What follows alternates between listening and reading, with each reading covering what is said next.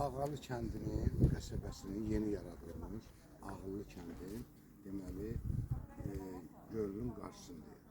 Həkəri çayından ayrılmış bir qol deməli Ağalı otelinin qarşısında göl mənzərəsi yaradılmışdır və bu göl gələcəkdə istirahət üçün çox əlverişli şəraitə malikdir.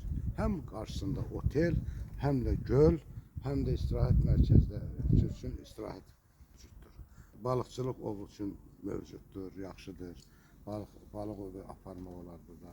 Turistlərin bura gəlməsinə səbəb ola bilər və bu kəndi rayonun iqtisadiyyatının yüksəlməsinə gətirib çıxarda bilər.